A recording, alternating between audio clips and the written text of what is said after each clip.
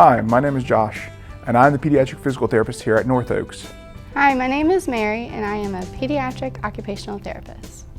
And I am Michaela, one of the pediatric speech-language pathologists here at North Oaks Rehabilitation Services. As pediatric therapists, we play a role in helping children reach their developmental milestones.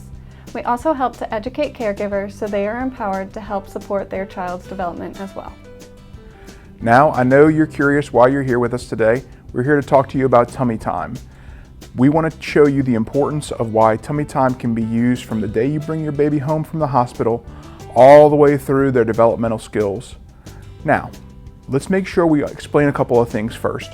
Tummy time should always be done with your child awake and when you're awake and alert as well. It's also important you find a safe surface for your baby to perform their tummy time, especially on a surface that's firm, where it has no blankets, no toys, nothing that could possibly obstruct their airway. And it's always important to make sure that you are alert and ready to participate in that time with your baby. Another importance of tummy time is to make sure that your child develops appropriate muscle strength.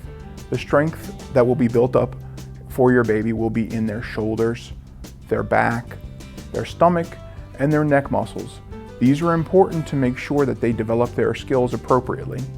Along with this, tummy time is also important in helping to make sure your baby's head shape forms appropriately. Now, I know right now you're hoping that your baby sleeps and sleeps a good bit, and that means a lot of time spent on the back of their head. So by providing tummy time, it allows for that head shape to stay as round as possible. And that's really important because we want to make sure that your child doesn't develop any flat spots on the back of their head. So when you are doing tummy time with your baby, it may start off just 30 seconds at a time. This can develop over time and you can increase that time throughout the day. You want to do several times per day and you can continue to try to promote tummy time as often as you can. There isn't a maximum amount of time that you have to provide tummy time, but the hope is that you can get at least an hour per day throughout the day, and that can increase as your baby gets older. Now, you're probably wondering when they'll stop tummy time. Well, once they learn how to roll by themselves and get from their bellies to their backs, you might be out of luck, but just continue to develop that skill as much as you can. It is important to remember that all babies are unique, and some babies do not tolerate tummy time well, and they're not very comfortable with tummy time. As a pediatric occupational therapist, I work on building fine motor skills necessary for development. So if you feel that your baby is struggling with tummy time, try these different positions to help your baby become more comfortable with the activity. You can have the baby lay over some cushion or a rolled towel.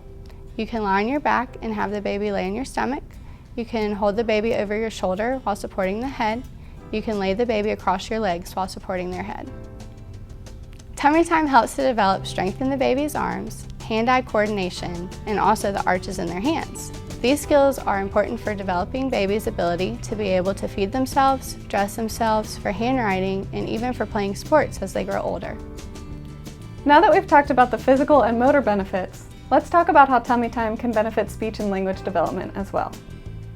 First, oral motor movements, which are that of our lips, tongue, and mouth, are closely aligned with our gross motor movements. In this way, we see side-by-side movements of the body, such as in crawling. We'll see that in our mouth as well. This helps to promote more complex babbling, which is an important building block for speech production.